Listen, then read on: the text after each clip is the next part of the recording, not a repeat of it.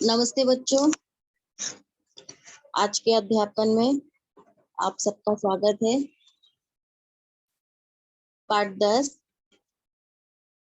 हिंदी का शीर्षक जो है क्रोध। आज जो हम पाठ पढ़ने जा रहे हैं उसका शीर्षक है क्रोध।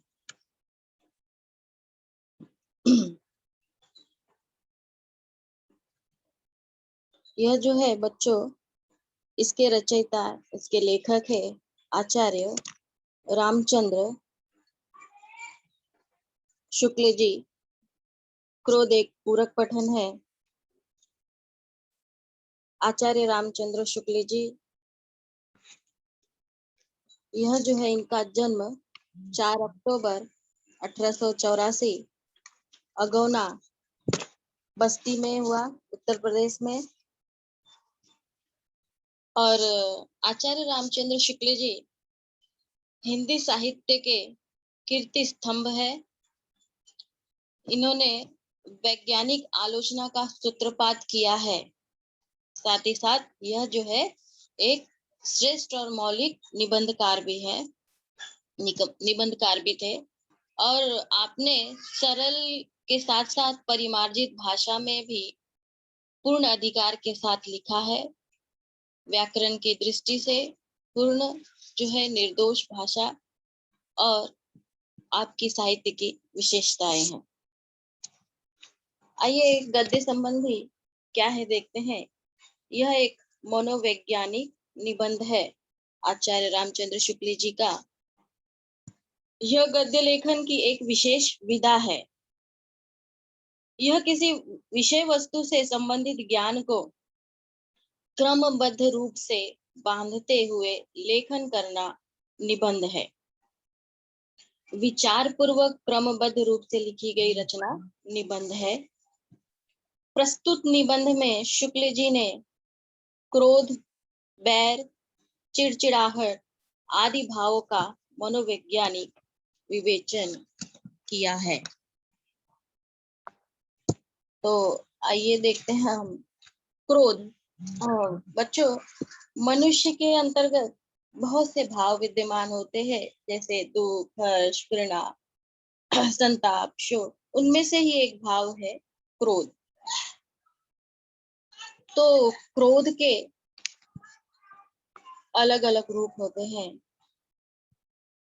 तो उन रूपों की जो है चर्चा करेंगे हम इस पाठ में।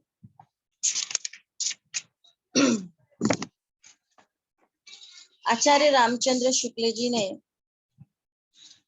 क्रोध के बारे में समझाते हुए उसके बहुत सारे ऐसे महत्वपूर्ण बिंदु है जिस पर उन्होंने चर्चा की है। और इसका कारण पता लगाने पर क्रोध जो है उत्पन्न होता है। यह क्रोध निबंध में इसके सार को समझते हुए हम आगे बढ़ते हैं।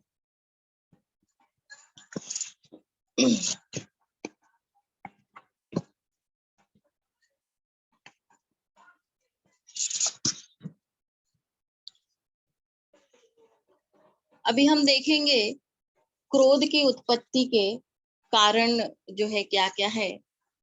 तो सामाजिक जीवन में क्रोध की आवश्यकता क्यों है? क्रोध में एक अंधापन कैसे होता है? क्रोध के दमन पर क्यों बल दिया जाता है? और स्वदुखजन्य क्रोध और परदुखजन्य क्रोध में क्या अंतर है?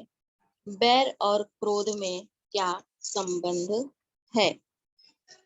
तो ये सब जो है क्रोध क्यों उत्पन्न होता है, उसके कारण क्या है, ये सब महत्वपूर्ण बिंदु है जिस पर हम अभी चर्चा करेंगे इस पाठ में। तो आइए आप लोग ध्यान से इस पाठ की तरफ ध्यान दे, सुनिए।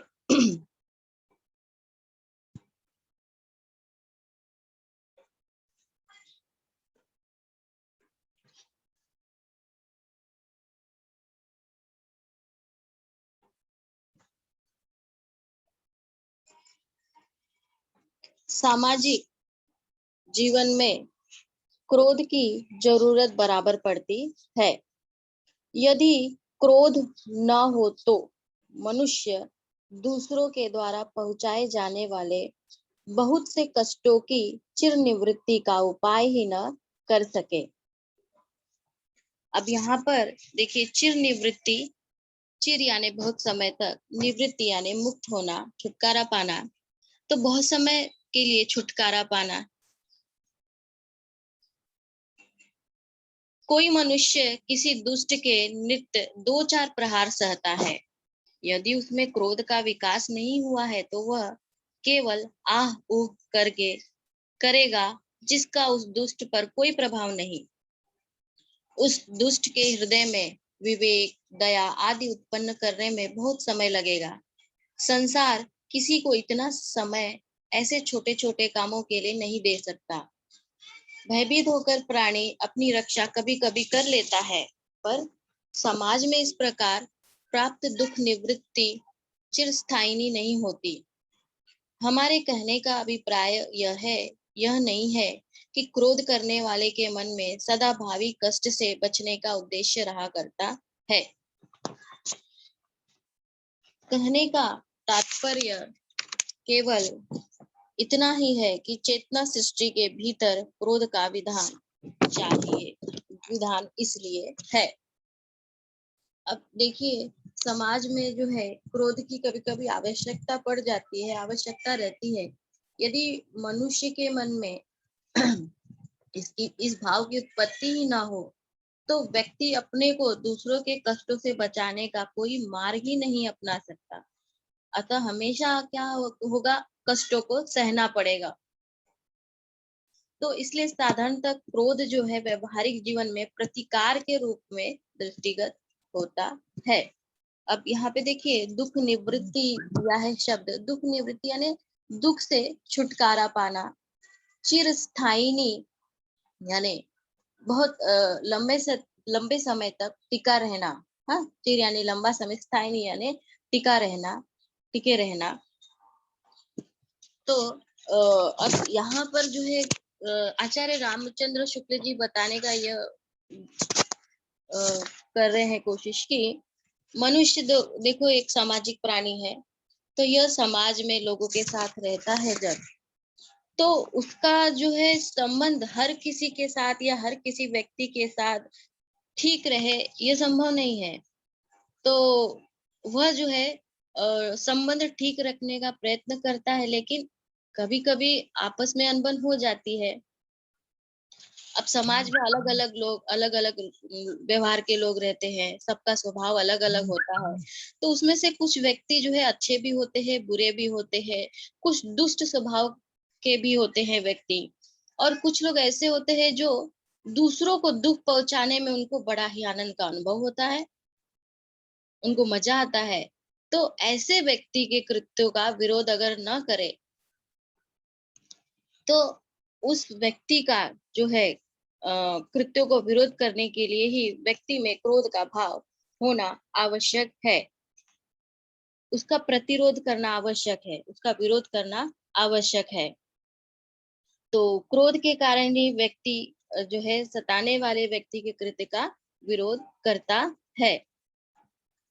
तो क्रोध का दो उद्देश्य जो है, पहला जो है वो सताने वाले व्यक्ति का प्रतिरोध करना होता है, यानी जो व्यक्ति जो सता रहा है बार बार, उसे जो दुष्ट व्यक्ति है ना, उसे बार बार जो है सताने का प्रयत्न कर रहा है, तो उसका एक बार तो प्रतिरोध करना आवश्यक हो जाता है, नहीं तो वो बार बार वो कृत्य करता रहेगा। और इससे दूसरा क्या है, भावी कष्ट से बचा जा सकता है, यानी भविष्य में कभी वो हमें कष्ट पहुंचाने का प्रयत्न नहीं करेगा। इसीलिए कहते हैं कि इन्हीं कारणों से चेतना सृष्टि के भीतर भी क्रोध का विधान है। जिससे एक बार दुख पहुंचा पर उसके दोहराए जाने की संभावना कुछ भी नहीं है। जो कष्ट पहुंचाया जाता है वो प्रतिकार मात्र है, यानी कि जो कष्ट पहुंचाया जा रहा है वो सिर्फ विरोध करने के लिए है, एक प्रतिकार के रूप में है। उसमें रक्षा की भावना कुछ भी नहीं रहती।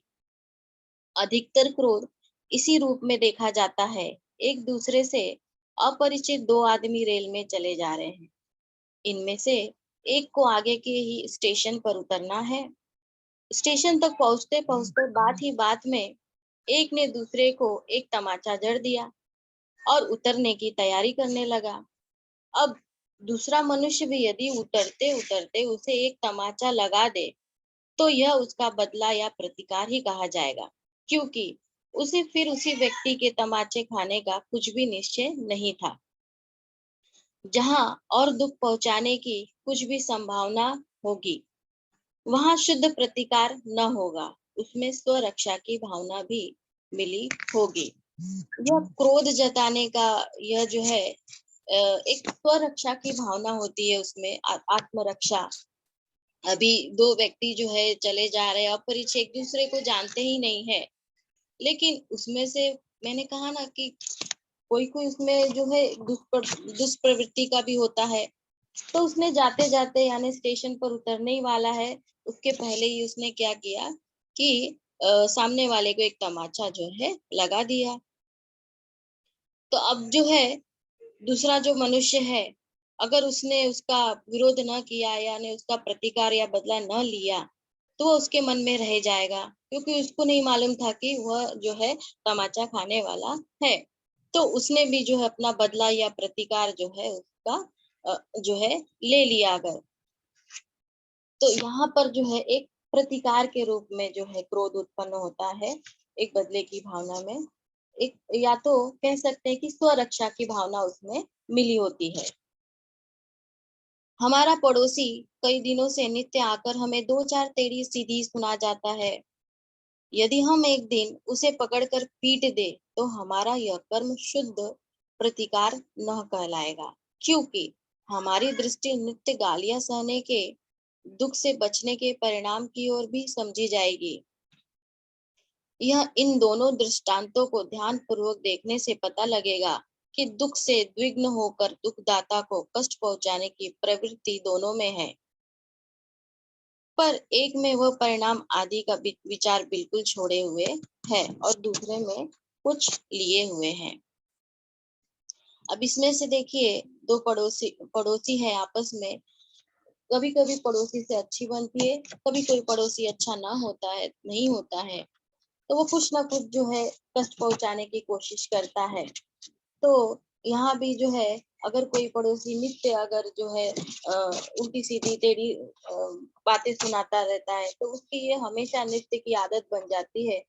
तो अगर उसको हम जो है एक दिन जो है उसका बदला न ले ले, यानी उसको जो है बदला नहीं कह सकते, उसको अगर हम उसका कर्म का जो है अगर दंड ना दे, पीट कहा जा रहा है ना, उसे पकड़कर पीट दे, तो यह कर्म जो है शुद्ध प्रतिकार न कहलाएगा, क्योंकि इसमें जो है वह दुख से बचने का परिणाम की ओर, दुख से बचने का परिणाम है, यानी कि आगे जो है यह जो है वो आगे आकर जो है कभी गालियां नहीं देगा, ना उल्टी सीधी बातें करेगा। तो ये जो है इससे क्या होगा, दुख से बचा जा सकता है इससे।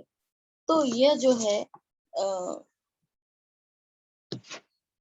पर एक में यह परिणाम आदि का विचार बिल्कुल छोड़े हुए है और दूसरे में कुछ लिए हुए है। इनमें से पहले दृष्टांत का क्रोध उपयोगी नहीं दिखाई पड़ता, यानी कि वह जो है नित्य जो है कष्ट पहुंचाने की कोशिश कर रहा है, यह क्रोध जो है उसका उपयोगी नहीं है, उचित नहीं लग रहा है, उचित नहीं दिखाई पड़ता। पर क्रोध करने वाले के पक्ष में उसका उपयोग चाहे न हो, पर लोक के भीतर यह बिल्कुल खाली नहीं जाता, यानी उसके जो है जो कृत्य है उसका अगर दंड न दिया जाए तो वह बार बार जो यह कृत्य करता रहेगा। तो यह क्रोध करना जो है वो जो उचित कहलाएगा इस जगह पर। तो दुख पहुंचाने वाले से हमें फिर दुख पहुंचने का डर न सही,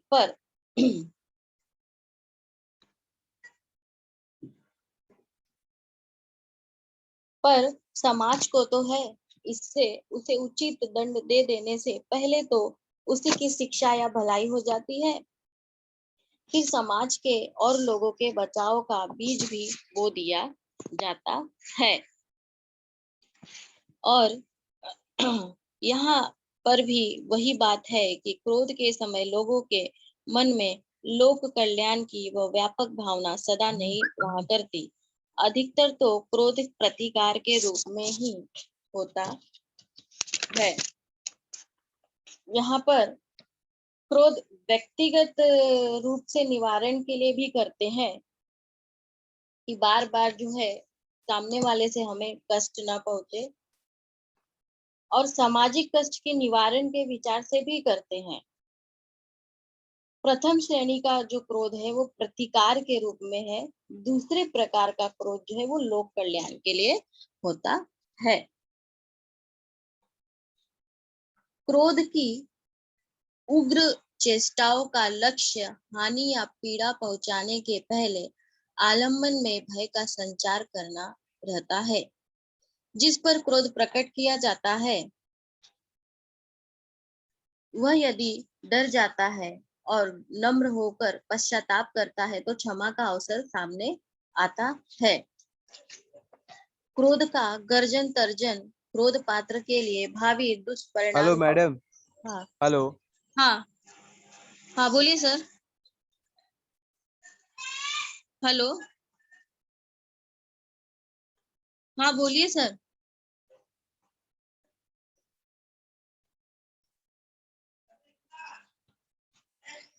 हेलो सर, कुछ प्रॉब्लम? कंटिन्यू करो।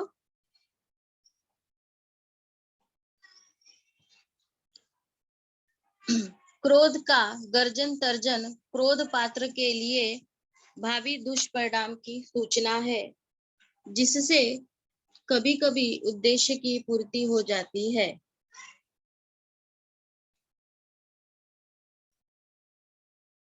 क्रोध का गर्जन तर्जन क्रोध पात्र के लिए भावी दुष्परिणाम की सूचना है, जिससे कभी कभी उद्देश्य की पूर्ति हो जाती है और दुष्परिणाम की नौबत नहीं आती है, यानी कि ऐसी स्थिति नहीं आती है। एक की उग्र आकृति देख दूसरा किसी अनिष्ट व्यापार से विरत हो जाता है या नम्र होकर पूर्वकृत दुर्व्यवहार के लिए क्षमा चाहता है। बहुत से स्थलों पर क्रोध का लक्ष्य किसी का गर्व चूर करना मात्र रहता है। अब यहाँ पर देखिए, क्रोध का जो है क्रोध की उग्र चेष्टा, क्रोध जो है बहुत उग्र तेज गति का होता है, बहुत जल्दी से क्रोध आ जाता है किसी भी बात पर।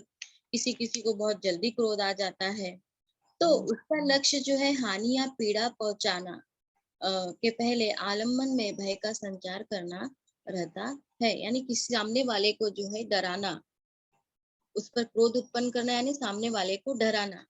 और जिस पर हम क्रोध प्रकट करते हैं, अगर वो डर जाता है और नम्र होकर वो जो है पश्चाताप अगर करे, तो उसे जो है क्षमा का अवसर उसे मिलना चाहिए।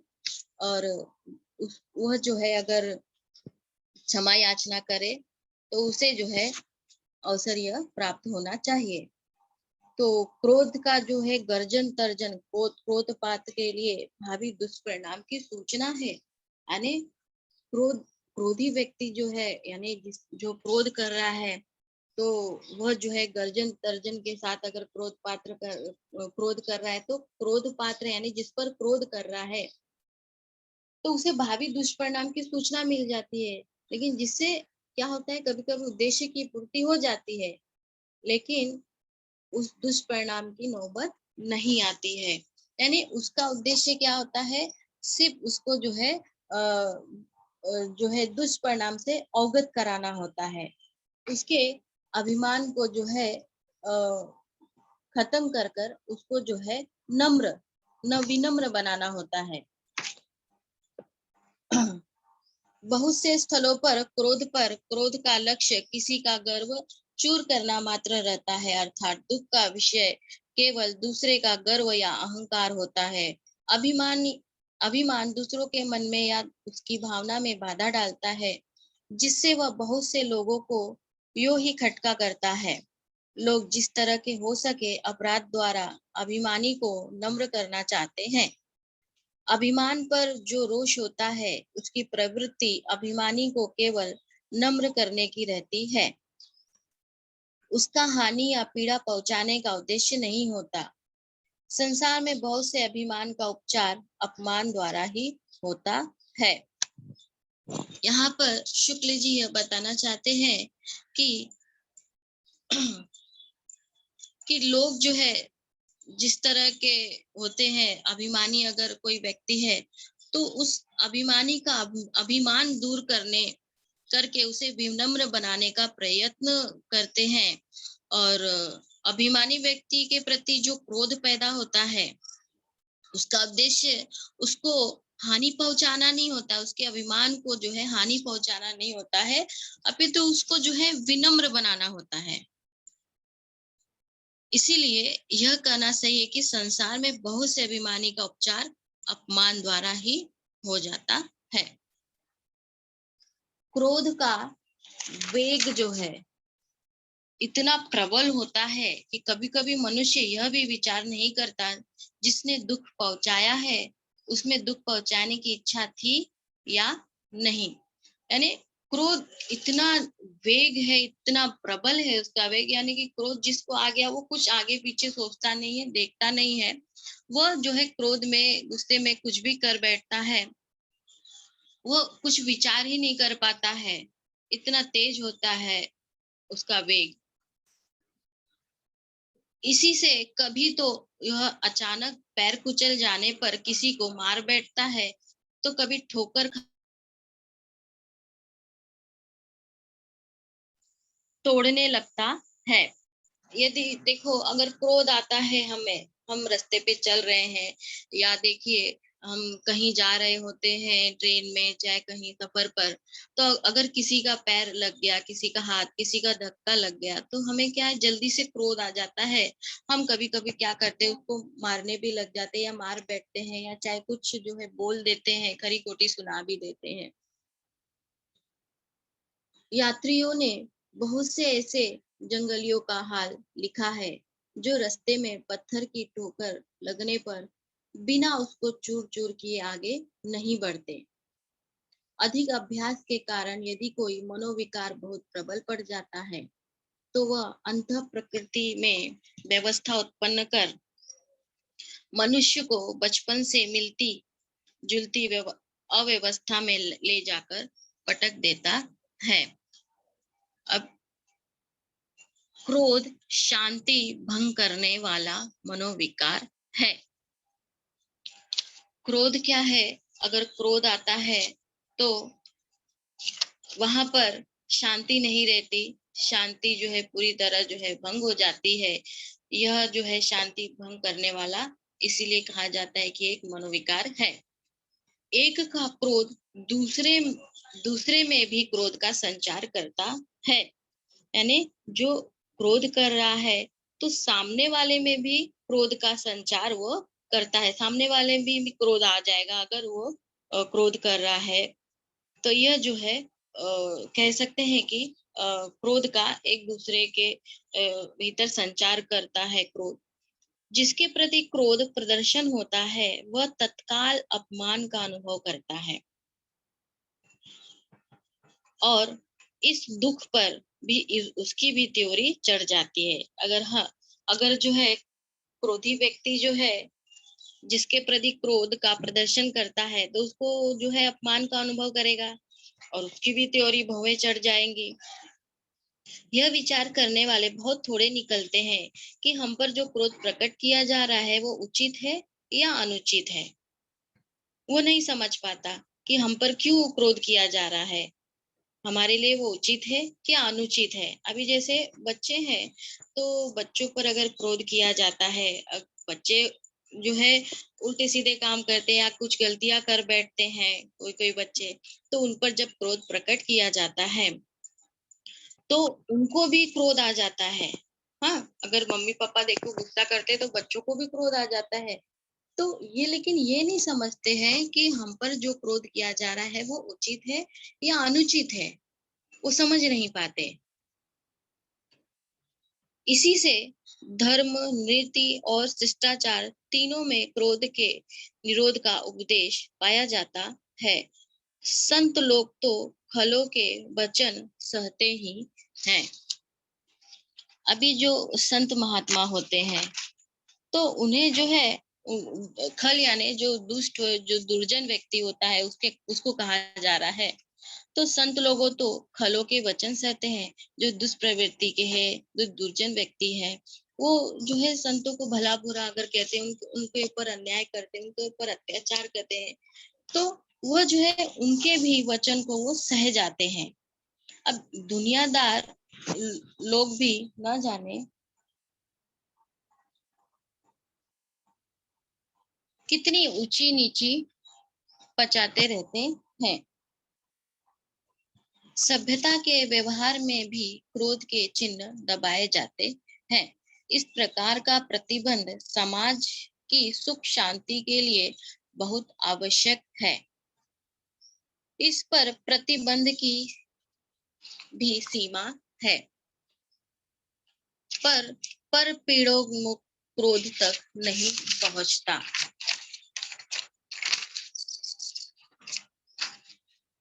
क्रोध के प्रेरक को दो प्रकार के दुख हो सकते हैं, अपना दुख और पराया दुख। अब यहाँ पर जो है अपना दुख और पराया दुख, इसके बारे में चर्चा किया गया है। जिस क्रोध के त्याग का उपदेश दिया जाता है, यानी क्रोध जो है कहा जाता है क्रोध नहीं किया जाना चाहिए, क्रोध अगर करेंगे तो उससे हमारा ही अनिष्ट होगा, ऐसे कहा जाता है, ऐसे उपदेश दिया जाता है कि क्रोध का त्याग कर देना ही अच्छा होता है। तो जिस क्रोध के त्याग का उपदेश जाता वो दिया जाता है, वो पहले प्रकार के क्रोध से उत्पन्न क्रोध है। दूसरे के दुख पर उत्पन्न क्रोध बुराई के की हद के बाहर समझा जाता है। क्रोधोत्तेजक दुख जितना ही अपने संपर्क से दूर होगा, उतना ही लोक में क्रोध का स्वरूप सुंदर और मनोहर दिखाई देगा। दुख से आगे बढ़ने पर भी कुछ दूर तक क्रोध का कारण थोड़ा बहुत अपना ही दुख कहा जा सकता है, जैसे अपने या आत्मीय परिजन का दुख, इष्ट मित्र का दुख। इसके आगे भी जहां तक दुख की भावना के साथ कुछ ऐसी विशेषता लगी रहती है जिसे कष्ट पहुंचाया जा रहा है, वह हमारे ग्राम पुर देश का रहने वाला है। वहां तक हमारे क्रोध में सौंदर्य की पूर्णता में कुछ कसर रहेगी। जहां उक्त भावना निर्विशेष रहेगी, वही सच्ची पर दुख कातरता मानी जाएगी। यहाँ पर देखिए अपना दुख और पराया दुख। यहाँ पर जो है आप लोगों ने फिल्म देखी होंगी, बहुत सारी फिल्में होती है, शोले फिल्म देखी होगी आप लोगों ने। तो उसमें जो है जो गांव होता है, गांव वालों को जो वहां का जो डाकू होता है, जैसे गब्बर नाम है उसका, तो वो क्या उस पर उन गांव वालों पर अत्याचार करता है, अन्याय करता है उन पर। तो उससे जो है उस अत्याचारी से छुटकारा पाने के लिए जो है उन दो व्यक्तियों को भेजा जाता है। उन पर क्रोध जैसा वो है उसी प्रकार की प्रवृत्ति के व्यक्ति को उनसे सामना करने के लिए भेजा जाता है। तो वो जो है दुख, वो क्रोध जो है, या वह जो है एक लोक कल्याण के लिए वह काम किया जाता है। तो यह क्रोध जो है उचित माना जाता है। और जैसे कि हम अपने लोगों के लिए अगर क्रोध करते हैं, जैसे आत्मीय परिजन का, अपने ग्रामपुर का, अपने देश का रहने वाला हो, तो जो है क्रोध में अगर हम शामिल होते हैं, उसको क्रोध करते हैं, तो वह जो है उसमें पूर्णता नहीं दिखाई देगी, उसमें वो सौंदर्य का भाव जो है पूरी तरह से दिखाई नहीं देगा।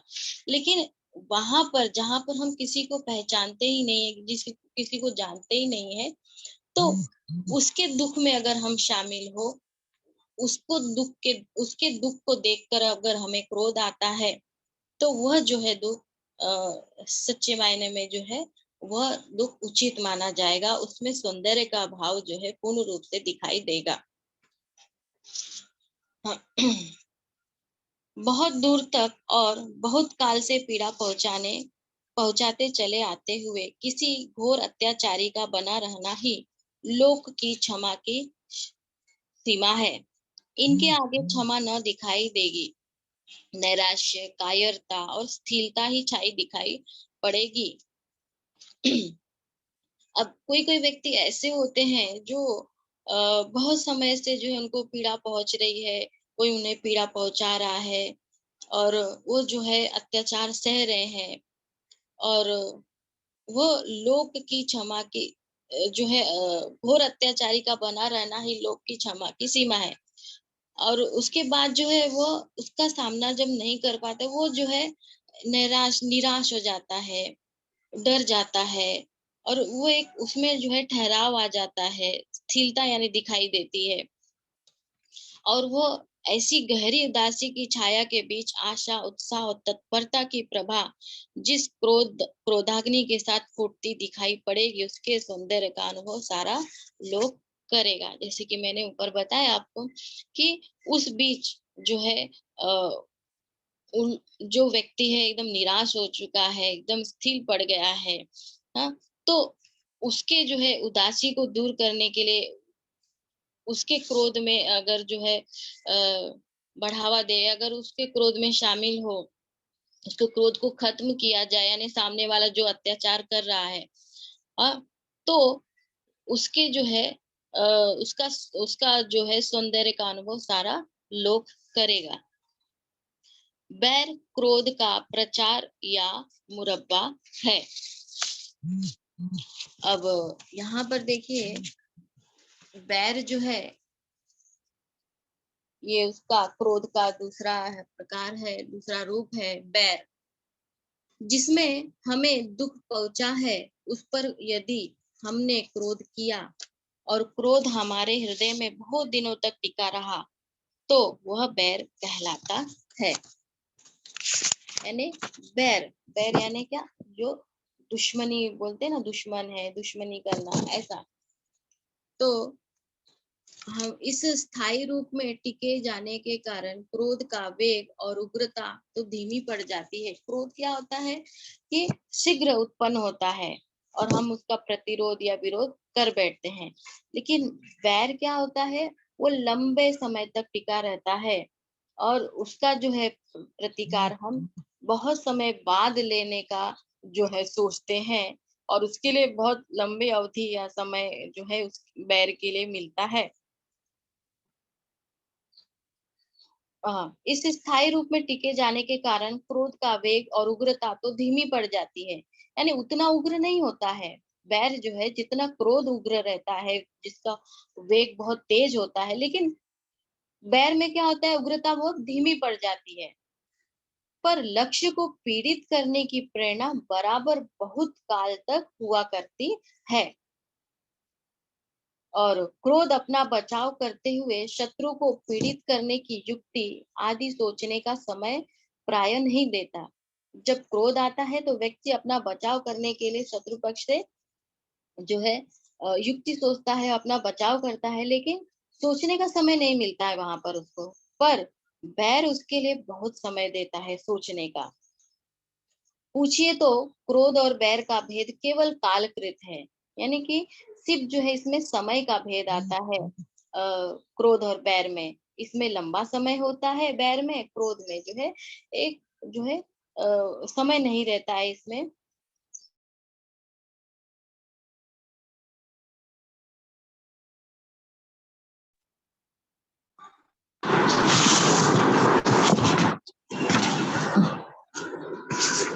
हाँ,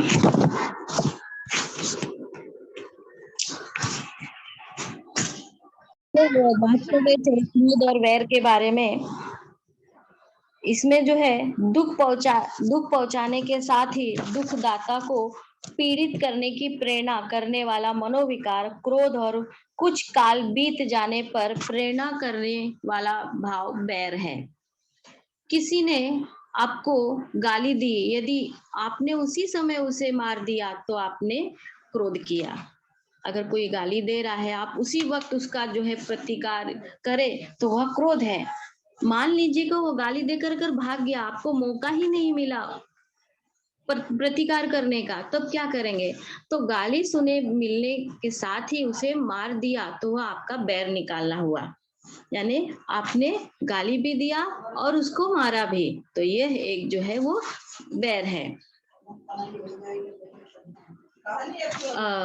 मान लीजिए कि वह गाली देकर भाग गया, 2 महीने के बाद आपको वह मिला, कहीं मिला, तो आप यदि उसे बिना फिर गाली सुने मिलने के साथ ही उसे मार दिए, तो यह आपका बैर निकालना हुआ। वो भाग गया, आपको मौका ही नहीं मिला प्रतिकार करने का। अगर वो 2 महीने या 1 महीने के बाद जब भी आपको मिलता है, तब जो है आप उससे अपना बदला जो है लेते हैं। बिना कुछ सुने जो है उसका बदला ले लिए और उसको मारा भी, तो यह जो है बैर निकालना हुआ। इस विवरण से स्पष्ट है कि बैर उन्हीं प्राणियों से होता है जिनमें धारणा अर्थात भावों के संचय की शक्ति होती है। पशु और बच्चे किसी से बैर नहीं मानते। यानी कहा जाता है कि पशु और बच्चे वो बैर नहीं करते हैं किसी से। चूहे और बिल्ली के संबंध का बैर नाम जो है अलंकारिक है। अब चूहे बिल्ली का तो कहते हैं कि बैर है, दुश्मन है एक दूसरे के, लेकिन यह सिर्फ एक अलंकारिक है। बिल्ली को अगर जो है जब चूहा जब देखती है तो वो उसके पीछे जाती है, लेकिन जब उसको भूख लगता है तो ही वो जाती है। इसमें बैर नहीं है। यह आदमी का न आम अंगूर से कुछ और बैर है, न भेड़ बकरे से। आदमी जो है हर चीज का भक्षण करता है, चाहे आम अंगूर चाहे भेड़ बकरे कुछ भी हो, पर वो बैरी नहीं है उसका। पशु और बच्चे दोनों क्रोध करते हैं और थोड़ी देर बाद भूल जाते हैं। पशु जो है और बच्चे क्रोध है दोनों में और करते भी हैं, लेकिन थोड़े समय के बाद वो भूल जाते हैं। तो बैर जो है यह भाव जो है पशु और बच्चों में नहीं होता। क्रोध का एक हल्का रूप है चिड़चिड़ाहट, जिसकी व्यंजना प्राय शब्दों ही तक रहती है। इसका कारण भी वैसा उग्र नहीं होता। कभी कभी चित्त व्यग्र रहने, किसी प्रवृत्ति में बाधा पड़ने या किसी बात का ठीक सुविधा न बैठने के कारण ये लोग चिड़चिड़ा हो उठते हैं। चिड़चिड़ाहट होना एक क्रोध का एक हल्का सा रूप है, चिड़चिड़ाहट। यानी कभी कोई व्यक्ति जो है वो चिड़चिड़ा कर दुखी रहना, किसी बात को लेके जो है चिड़चिड़ाहट उत्पन्न होना, ठीक नहीं लगना उसे हर जगह। यह जो है स्वभावगत होने की संभावना बहुत अधिक रहती है। किसी मत संप्रदाय या संस्था के भीतर निरूपित आदर्शों पर जो है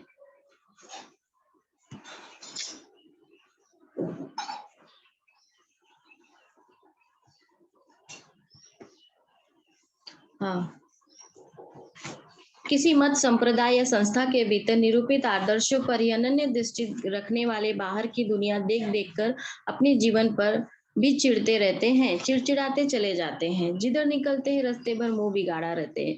यानी कि उनको कई हर जगह जो है अच्छा नहीं लगता है। चिड़चिड़ाहट एक प्रकार की मानसिक दुर्बलता है।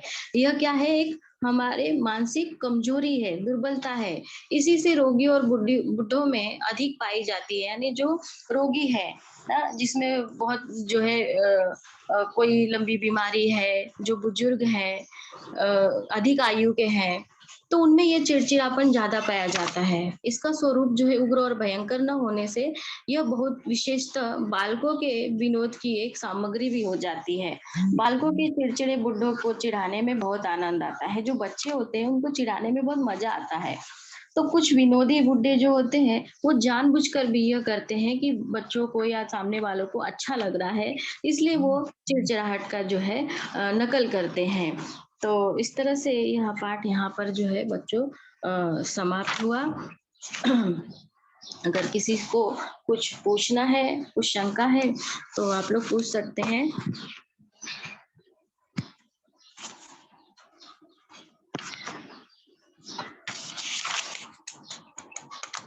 Hello teacher. हाँ बोलो। क्रोध के कितने रूप होते हैं और कौन कौन से? हाँ, क्रोध के जो रूप है 5 है देखा जाए तो। पहला जो है क्रोध का जो रूप वो प्रतिकार स्वरूप क्रोध है। प्रतिकार के रूप में उसका विरोध करना। हाँ, यानी सामने वाला जो है उसको अगर हमें बार बार जो है हम पर अत्याचार कर रहा है, हमें बार बार सता रहा है, तो उसको प्रतिकार के रूप में वो क्रोध होता है। दूसरा होता है लोक कल्याण के लिए, ठीक है। तीसरा है पर क्रोध, यानी कि स्वदुख जन और पर दुख जन, वो क्रोध मैंने जो आपको समझाया।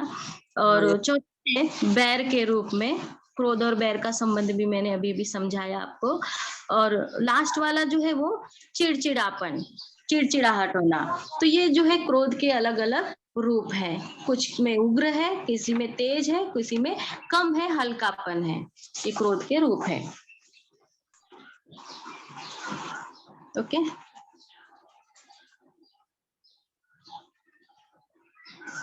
हाँ, और किसी को कुछ?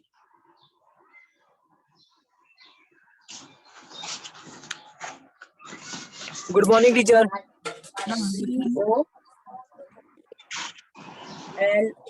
टीचर हाँ बोलिए। टीचर अभी आपने बताया कि बुढ़ों को और जिनको बीमारी रहती है उनको ज्यादा गुस्सा आता है। टीचर, उनको इतना गुस्सा क्यों आता है? मनुष्य जो है अगर ज्यादा अधिक आयु का हो जाता है तो उसमें मानसिक जो है अवस्था जो वो कमजोर हो जाती है, उनकी बुद्धि जो है वो सोचने समझने की शक्ति वो कम हो जाती है। जो बीमार है, बहुत लंबे समय तक दीर्घ जो है आजार है, शक्ति जो वो कम हो जाती है, चिड़चिड़ापन आ जाता है उनके स्वभाव में, कुछ भी देखते समझते नहीं है, कुछ भी उनको अच्छा नहीं लगता है, ऐसा उनका स्वभाव में परिवर्तन आ जाता है। तो इसीलिए जो है उनके मन में चिड़चिड़ाहट उत्पन्न होती है। कुछ भी चीज जो है देखेंगे, कुछ अगर लोग बोलेंगे भी तो उनको अच्छा नहीं लगता है। ठीक है, okay teacher, thank you teacher. हाँ बोलिए। हाँ,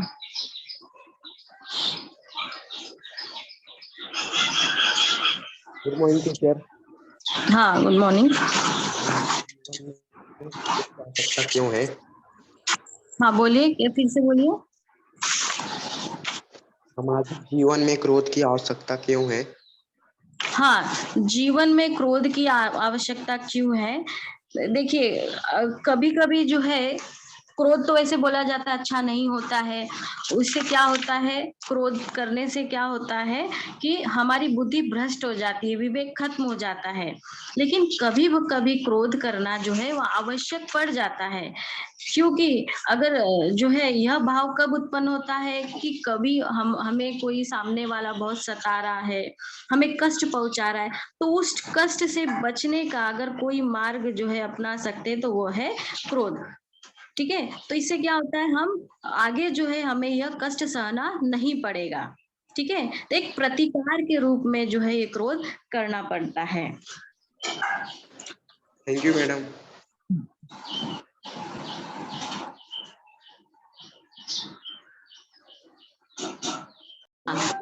इस तरह से आचार्य रामचंद्र शुक्ल जी ने क्रोध के विभिन्न स्वरूपों को समझाते हुए जो है क्रोध की व्याख्या प्रकट की है कि सामाजिक जीवन में क्रोध की जो है बराबर जरूरत पड़ती है, कहीं कहीं जरूरत आवश्यकता हो ही जाती है। ठीक है, तो मनुष्य जो है दुख पहुंचाने वाले का प्रतिकार कर सके तो दुख पहुंचाने वाला व्यक्ति भविष्य में उसे दुख नहीं देगा कभी। ठीक है, इसीलिए जो है क्रोध करना जरूरत आवश्यकता पड़ जाती है। तो इस तरह से क्रोध के जो है अलग अलग स्वरूपों को देखा हम लोगों ने कि क्रोध जो है क्यों करना पड़ता है, आवश्यकता क्यों है, क्रोध में एक अंधापन कैसे है। क्रोध में अंधापन कैसे होता है कि क्योंकि क्रोध करने वाला उसी को देखता है जिस ओर से क्रोध आता है, वो अपनी ओर नहीं देखता। खुद व्यक्ति में यह विचार भी नहीं आता कि इसने कोई भूल की होगी। ठीक है, तो क्रोध में रक्षा का भाव होता है, कभी कभी जो है रक्षा के लिए करते हैं, आत्मरक्षा के लिए करते हैं हम ये क्रोध। ठीक है, यह समझाया है। और इस तरह से क्रोध जो है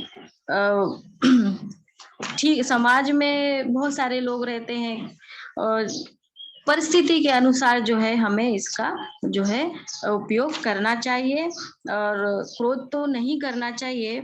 इसके बदले में हमें परिस्थितियों का चिंतन मनन करना चाहिए, यह समझाया है आचार्य रामचंद्र शुक्ल जी। ठीक है, तो यहाँ पर हम आज का जो है ये अध्यापन यहाँ पर पूरा हुआ आपका बच्चों। धन्यवाद आप सभी का।